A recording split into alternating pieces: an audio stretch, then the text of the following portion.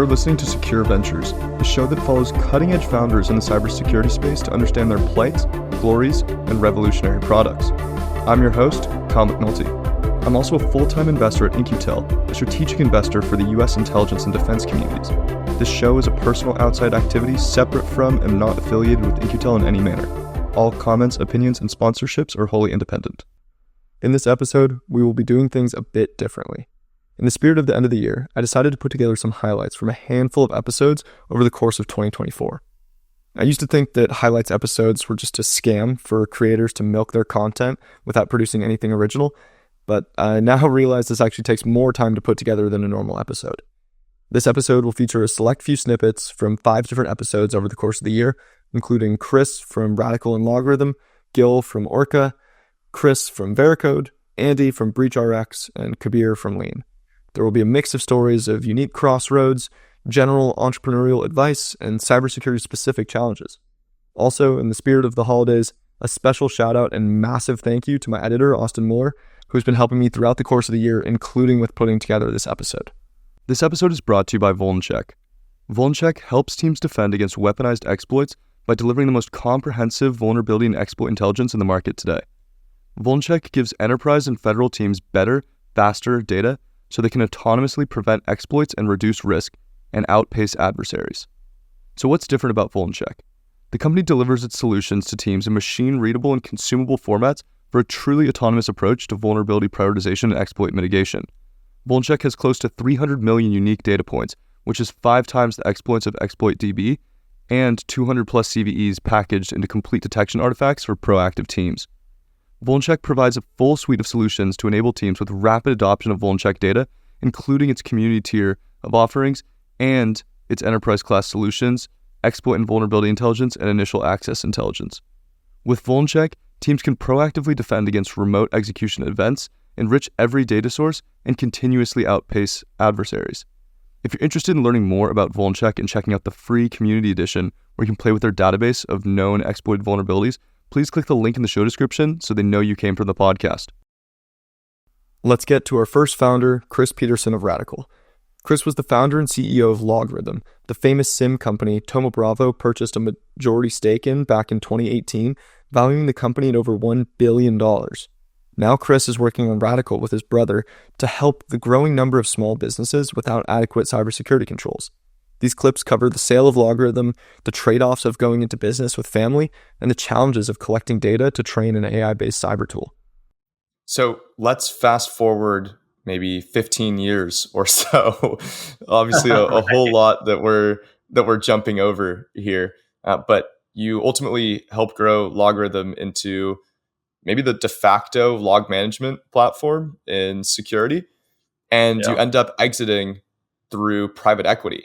I mean, I'm curious what that decision looked like for you. I'm sure you had a few different kind of exit ideas at that point, what that might potentially look like.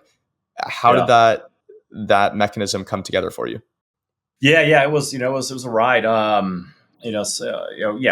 the journey, we'd had various suitors come in and try to acquire the company, and had run those kind of processes, and then we ran 2 IPO runs as well. One in 2015, which didn't pan out. The markets kind of shifted on us, and then 2017 we did a dual path process, and that was where we for us we were at the scale where either we get acquired to a large strategic or we go public, and so we wanted to go public. That was a goal. But we also went dual path to look at the private markets as well, and at the end of the day, Thoma Bravo came in and with a great offer, and so we went the private route with the private equity and I mean the public side I regret not ringing the bell or pushing the button, but I'm not sure I regret the responsibilities of being a public company either. So that's always a hard thing though to go sell your company. Yeah, and an interesting trade-off, like you just mentioned, right? The probably financial impact is going to be substantial regardless, and maybe there's this kind of element of accomplishment of a public company and having to push that aside to an extent to say, this is the better outcome through Thoma Bravo for the whole team and just maybe a cleaner exit as well. So interesting kind of calculus that you have to go through there. How have you felt about the kind of management of LogRhythm, its incorporation into the Thoma Bravo portfolio, just the overall kind of company strategy since then? I think it's, I think the objectives, of a private equity firm, and how they look at a business and how they look at extracting value, because it's very different, right? I mean, when pre private equity, companies can be and typically are more product centric, more mission centric, and trying to take the market. The compromise there is often you're unprofitable. You're taking more capital to capture that market, to sell ahead of where the revenue is. And eventually, you do need to get to profitability. And in the past of that, to go public and to seek profitability through going public, raising the capital, and eventually getting there. Or if you go the private route, the private route is going to accelerate being profitable. Because that is, that's their model, and as you can imagine, that does change, kind of the driving forces, the economic considerations, and can impact the culture. And so, I think all things being said, I think it's gone pretty well. I think it's different, from when you've got kind of a founder mission-led type company to you're a bit more, oriented around, more of a, optimizing for a financial outcome. But I do think they're doing a good job now. They're really focused on delivering customer value, delivering releases consistently, evolving the platform, and that's really good to see. So I'm seeing a lot of positive things on LinkedIn from their customers and from their new CEO that look positive to me. But I'm very distant from it at this point. Yeah. So let's talk a little bit more about, I think there's a lot of times these kind of warnings about just going and starting a company with super close friends, especially family, right? And Right. so how did you think about, there's such a unique opportunity here to do this with people that I'm so close with versus, wow, what do I really have to gain here? And is the loss potentially these super important relationships just because of how stressful building a business can be and the different conflicts that arise? Yeah, it's certainly something I thought about and joke about. It's like, wow, we're starting a company and not just doing it with a friend, but family members. Like, the two worst things you could possibly think of doing: start a company with friends and family. And so there's inherent risk there. For sure. I will say that through LogRhythm, I had some lessons. One, learned you can do that because my wife worked at LogRhythm for a little bit. Andy's wife worked at LogRhythm for a little bit, and those things were all right. But I also had friends who I hired, and it destroyed some friendships, which I do regret and saddens me. And I think, but through those things, you learn, and you learn, what went wrong, how would I do this differently. And I felt confident that we could navigate this. And we did some things, to help deliberately to navigate that. One is we have a founder ceremony we call Books and Smoke. So every week, now it's every 2 weeks, you pick a book out, like a leadership book or a book on culture or a book on go-to-market or what have you, and we read it. We get together, we drink bourbon, we smoke cigars, and we talk about it. And it's a great bonding experience. It's a chance to share our respective histories, and also learn from others. And so that was a strategy that we took. And then we've also, the strategy is, I believe in coaching. I was younger in my career. I thought I was infallible. I mean, I had it all figured out.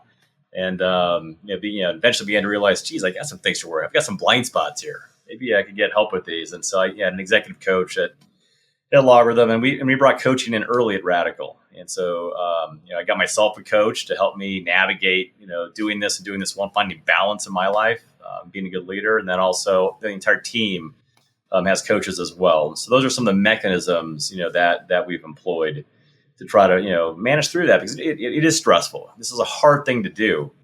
And, stress can begin to, create tears in relationships, and that is intolerable when you have your, family and close friends. So you mentioned that you hire a couple friends at LogRhythm and it doesn't particularly work out. You don't have to go into the specific details of those stories, but I'm curious, what did you learn as far as, I still believe that it's possible to make it work with family and friends, but these are the specific things that I want to do differently. I mean, you talk about these bonding experiences, the books and smoke, but was there anything kind of on a more tactical management level that you found worked particularly well for managing those relationships? Yeah, I think it's, some of it is just, it's just inherently how you approach people, approach situations. I'm a hard driver.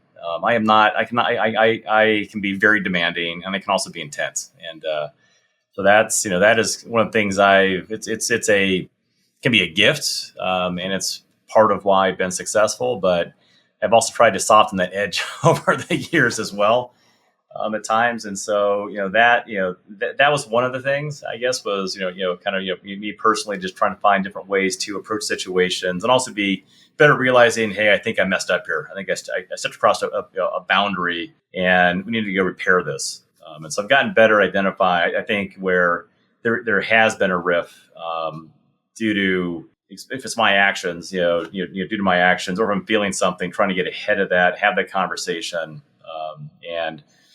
and repair it as quickly as possible and effectively, versus letting it fester. And I think that's probably one of the biggest, things I've learned is getting better at the repair side. Don't let, not letting things linger and become something that is unfixable.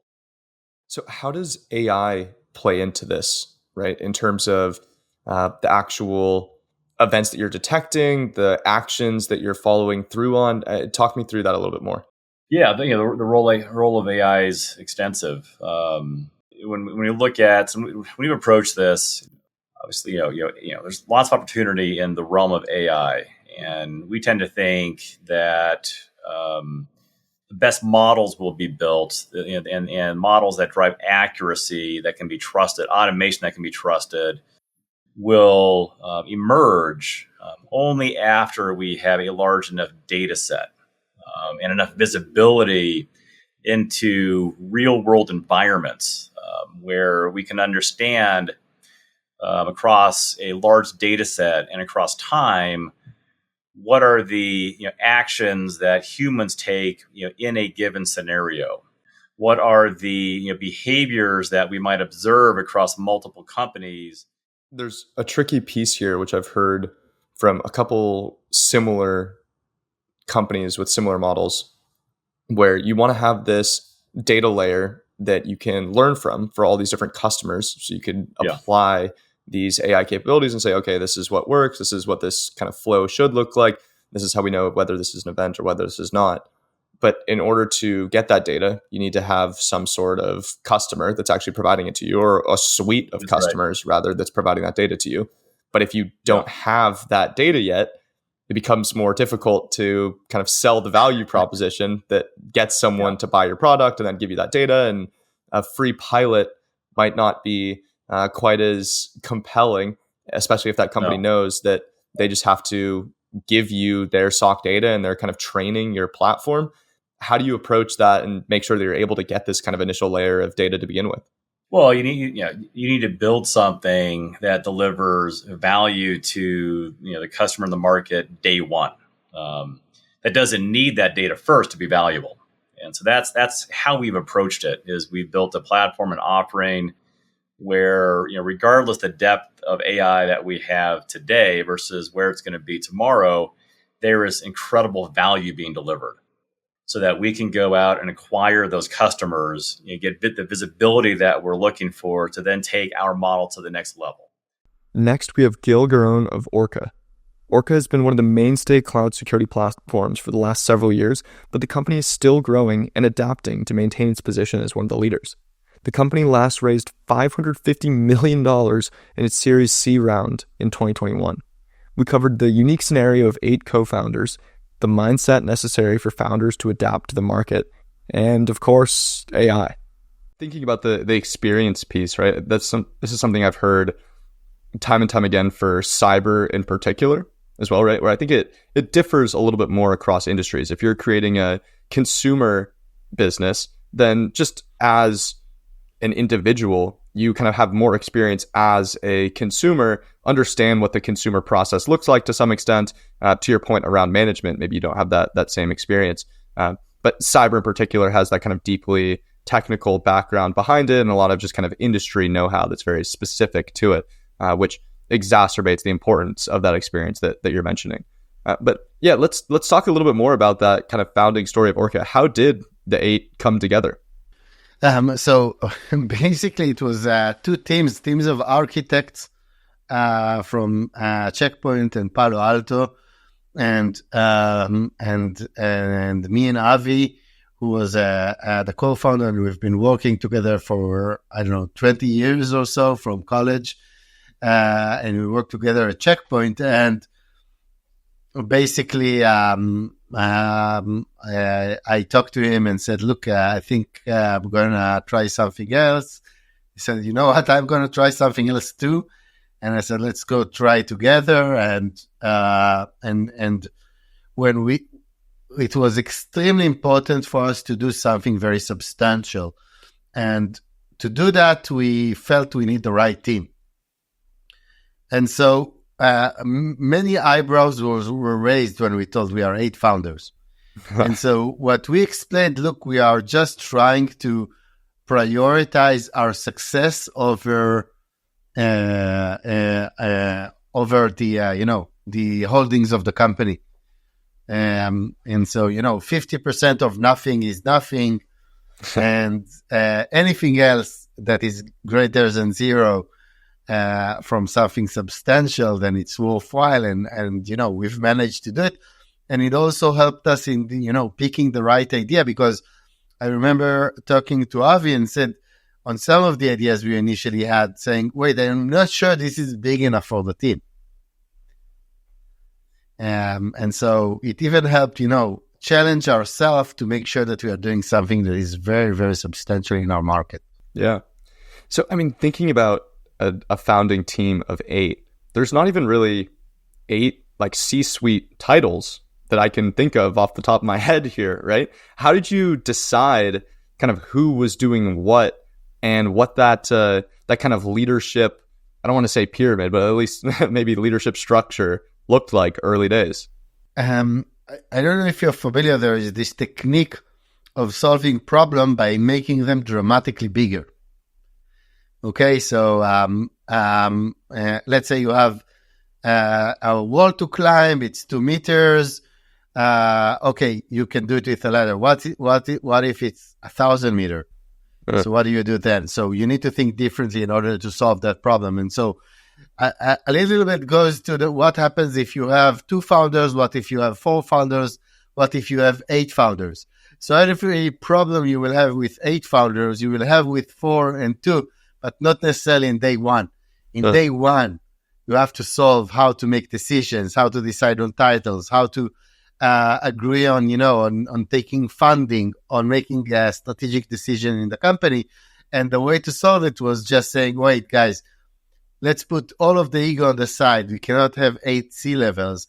All of them are, talented superstars in things that can contribute to the success of the company. And so we've just said this, all of the decisions in the company are not based on holding, they are based purely on your role and contribution to the company. So if you're the CEO, you're calling the shots. If you're the CPO, you're calling the shots. If you're the chief architect, you're calling the shots. And it allowed us to make very hard and swift decisions and allowed us to be agile, even though we were 8. We didn't have to, make an assembly to make any decision. Did you end up establishing any sort of mechanisms, or I don't know if tricks is the right word, to try to like suppress the egos or kind of help everyone realize that what you were working on was greater than your ego? Can you just talk a little bit about how you tried to build that more into the culture? It's I think it was embedded in the founder team itself, meaning the fact that they all had a huge respect for one another, knowing each other, allowed us to do it and allowed us to attract additional talent as well, which was as talented as us or even more in some areas. Like if today you would walk in the halls of Orca, you will not know who's the founder or not. And it's purely because of the fact that we were able to do it. And also it gives room, if you think about it, if you are a very strong individual, the last thing that you care about is seniority.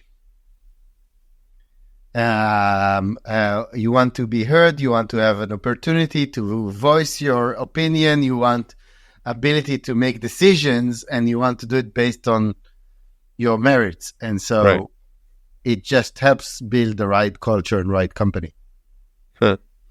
Okay, and we've talked a little bit about titles. There's an important piece to kind of touch on here, which is that titles changed over time, right? You started as Chief Product Officer and then took over as CEO in the last couple of years. I mean, what did last year? Okay. So what did that process actually look like?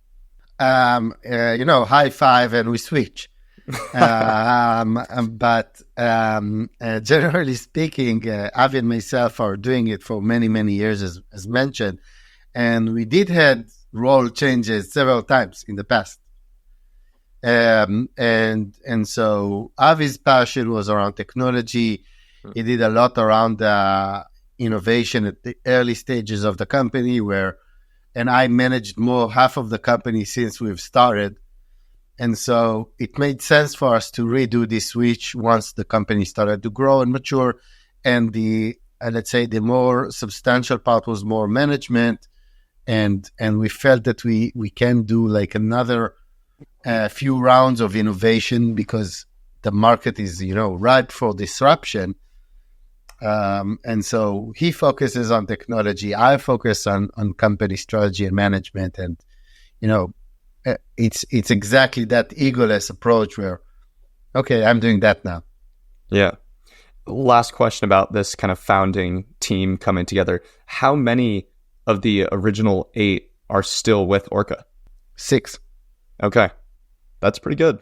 Yeah. It was going to be just the different roles that these individuals are playing. So like a cloud security practitioner, for example, it kind of makes sense that they're rolling up the different elements of cloud risk like DSPM and CSPM and being able to see the related cloud information where they might have less interest as just an employee in their job description in seeing some related endpoint information on a different side of the enterprise. But I think also we're seeing over time that those roles are becoming a bit more blurry in terms of the specific focus that they have.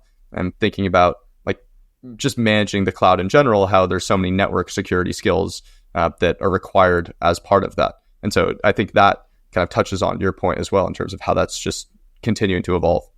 In that, allow me, Kyle, to say, allow yourself to be surprised. Sure. Because I was thinking in a very similar manner, meaning I thought about the use cases, I thought about the users of the platform.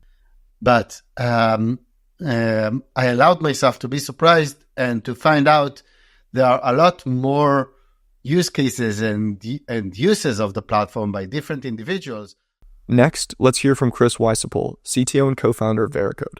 If you've not heard of Veracode, you're probably unfamiliar with static application security testing as a category as well. Veracode pioneered what is now the cornerstone of application security programs, and the company was last valued at $2.5 billion in 2022. We talk about the decisions made to determine the MVP and the very long lead time before he felt he was working at a legit company, which is remarkable looking back on the company that they've built over the last 2 decades. And so I think that was one of the big differentiators that we had with some of the nascent other application security tools that were starting at the time was we could be used by companies that had no AppSec expertise, right? So the big banks, they had people that did pen testing internally and things like that. But the average company building software had no expertise. And so building this as a SaaS service really helped them build it into their security team. And we found that CISOs really, really like that. Looking back, do you think there was a noticeable trade-off in terms of product growth and product development while also trying to deliver this model that had a bit more of a kind of services touch on it? I would assume those customers then ended up being slightly higher touch and required some more, just kind of working with them on a regular basis, customization, et cetera, whereas maybe that talent could have otherwise been spent specifically on product. And you just mentioned the kind of positives of it, where now these companies that don't have full AppSec teams can use your product. There's maybe an untapped corner of the market. I'm just curious to hear your thoughts on that. Yeah, so it definitely took longer to get started because we needed to build a SaaS environment. And back then there was no cloud. So you had to build your own data center. You had to build your own full stack. And so it definitely took more resources. We had our competitors were raising like $4 million. We raised 20 because we needed more engineers. We needed to build more things. And we needed to build out that customer success team, the people that would help people use the tool well, right? And so the tool companies were basically saying, hire consultants from one of the big four or someone who focuses on application security. Hire consultants to run the tool in your environment, right? And we said that's a bad model. This is why SaaS is so much better than that model, because you hold that SaaS vendor accountable to provide a great experience end to end, without this consultant in the middle sort of picking up the slack for the tool and making the customer happy. So tool vendors don't have to make the customer happy if they require consultants. They have to make the consultants happy, right? They have to make the consultants money. And so the downside of that is you don't get as much traction with the consultants out there. You don't get as much traction with the big four because they can't make as much money from doing a lot of services. Now that has changed now. Like the big four obviously work with SaaS vendors now because it's really the default. But 17 years ago it was completely new. And so we had to have that end-to-end experience, which I think is a much better experience in a separate tool and a separate consulting company. When do you feel like it had kind of become a company that you thought, okay, this thing really has legs and we see the potential for this to work out longer term? We kind of had this idea of a SaaS model here. There are all these different technical challenges that you've just alluded to, right? In terms of addressing these kind of dual-pronged features now, not just building out the capability to assess the code, but also how are you presenting it and prioritizing it, providing some remediation information. When did it get to that point for you? Yeah, so it took a lot longer than I thought it would. Okay. And this is the story of almost every startup. Like it takes a while to get that, product market fit, to get traction with customers that you can reference. I would say it took about 5 years. Wow. Probably around like 2011 or so, I felt like we were really kind of hitting our stride, and that's when the growth really started to take off. So that's if anyone is a founder here, it takes a long time. Our second CEO came in at about 5 years into the company's history, and the first thing he did was he put up a graph showing exits from startup companies, and the average time to an exit was 10 years. He's like, if you thought you were going to exit in 5 years, it's going to be another 5 years. And that's one of my biggest pieces of advice to founders is like, you're in here for a 5 and probably a 10-year commitment. Now, obviously, not all companies on Secure Ventures are worth over $1 billion, or at least not yet. Andy Lunsford from BreachRx came on the show, and we got to talk about a topic I found especially insightful: the legal aspects of cybersecurity.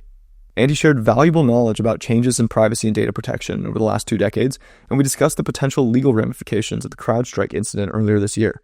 I thought it'd be interesting to include that here, given we now have the benefit of hindsight, as a reminder of how unique that event was and how differently the scenario could have played out, as we now see the CrowdStrike stock price less than 1% off its all-time high as I'm recording. I'm curious, you mentioned this very early exposure that honors thesis that you're writing as far as the right to privacy. Data breach litigation, before data breaches were so, let's say, one, common maybe, and then two, also kind of understood by the public. Now people have much more of a kind of personal connection with their data, I would say, and feel more slighted when their data is breached and when they receive one of those announcements, the letter in the mail. What do you think in kind of each of these respective areas? A lot has improved in terms of how our systems kind of manage these different processes, whether there's different privacy protections. Apple is one good example that has kind of been a landmark company for protecting the right to privacy. And again, on the data breach side, there's so much more investment going into protecting against data breaches for all these different companies. What are some areas where you think there's been some corrosion, maybe, where 20 years ago there were actually some better practices or policies that were in place that have gotten rolled back, or maybe just not kind of upkept with the same stringency? Yeah, well, I think that it's a really interesting question. I think that one of the issues we faced in this evolution is that when we first, as a world economy, started to embrace the internet in different ways, the earliest days, when you think about a right to privacy and the kind of information that's protected, there was a much more limited scope of information that was out there from a person-to-person basis that was across the web in different ways. And then, really with, I would equate it with like the timing of like Facebook and social media becoming a bigger and bigger issue. All of a sudden it wasn't just like, oh, I've got this account online that I'm going to pay my bills on. It's like I'm posting activity about myself or activities being monitored about myself every day, all the time. And so you have just a different level and depth of information about individuals that was a huge boon for like advertising agency to give extremely tailored ads to specific people. And, there's a very big philosophical debates between those that view tailored advertising and tailored messaging to be a good thing. Like I want the things that are most relevant to me presented to me, versus those that worry about the manipulation that goes along with having those kind of tailored messages in front of you. And, we see some of the worst cases of that when people point to things like the Cambridge Analytica, I don't know what you want to label that whole ordeal, but the series of events around it. But so there is these, ways that having tailored experiences that only happen through having that level of data about people that can be really good and helpful, help you go to the right place, help you understand like, oh, these are the restaurants that I would most likely go to because it knows the kind of things I like to go to. That can seem like a good thing, versus something that some people would feel like, manipulates people into voting different ways. And that, really, I think that, so when you talk about what's eroded and what's changed, I think it's, we adopted so much of this technology right away in the U.S., especially in the U.S., without any kind of check on what's the right way to use the data or not. So there was just a lot of assumptions, and that really gets back to this sort of philosophical thing for me about the right to privacy and like how important that is to a person's identity. So now I have to ask, just because it's so relevant right now. Last week we had the CrowdStrike incident. We're talking about incident ramifications. We've mostly been focused on personal liability. You can correct me, but I can't imagine from my initial readings that there's going to be any personal liability in this CrowdStrike case. But as we think about this whole CrowdStrike example, there's some similarities with if CrowdStrike was breached, and just the kind of ramifications in terms of outages for a lot of their customers, obviously just negative PR for the company as a whole and the capabilities of the company. If it's a breach, then you question their cyber capabilities. In this case, we're questioning their kind of DevOps pipelines and what software is actually getting pushed into production for them.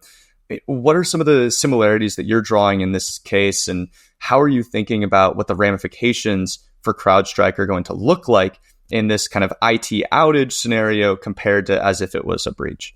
Yeah, it's an interesting, it's I guess, I hate to use the word because it kind of gets overused, unprecedented situation for us to see how it plays out. But I have a lot of sympathy for them in that, you're a cybersecurity company that is heavily relied upon, has had a really stellar reputation across the industry, and there is this constant need to be one step ahead of the bad guys, and you need to be able to deploy things quickly that are going to facilitate protecting all of your customers. That being said, you need to make sure things don't break when you are deploying them, and it's a pretty standard part of it. Certainly our company, I think many to do things, any kind of upgrade you do in a sandbox environment, and you make sure you do run lots and lots of tests before you release it broadly.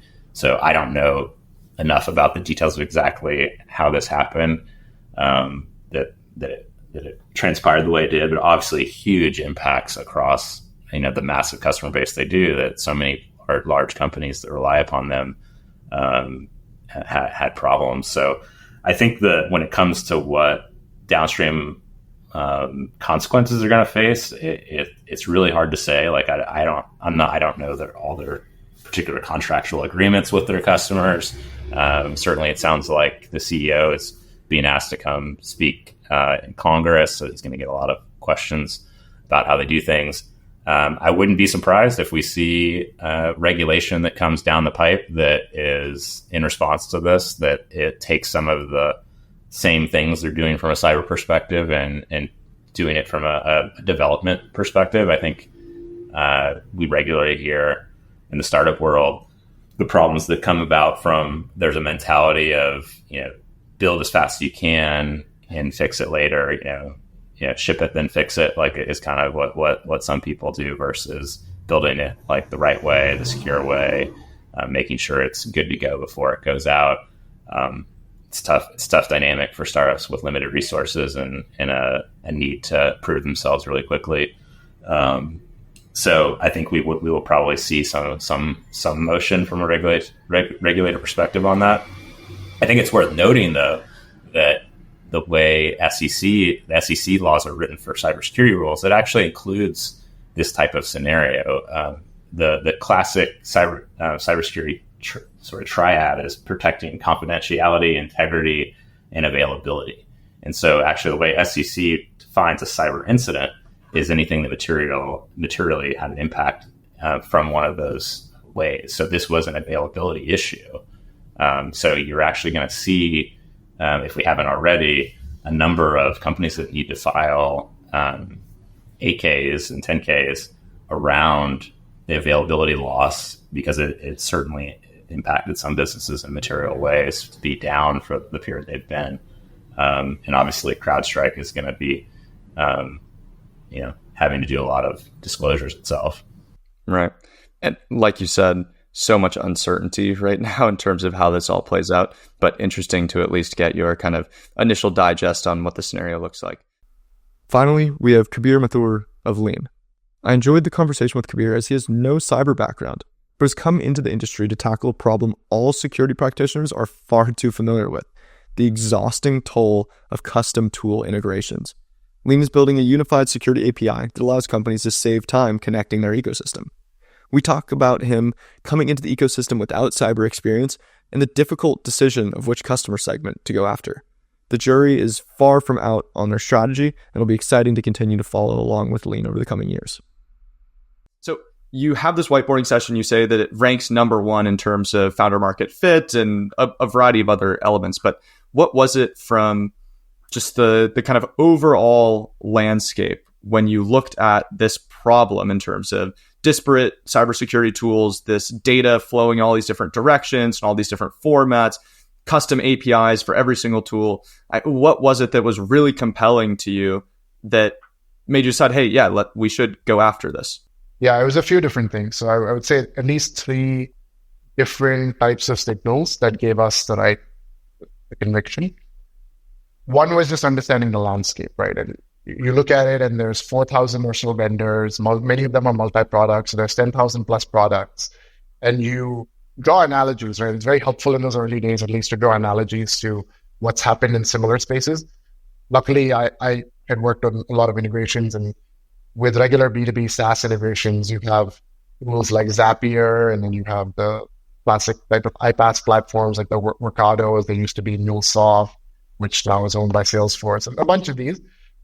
And the reason those companies exist is because there's thousands of tools within B2B SaaS that need, in theory, could be connected to one another to build custom and useful workflows.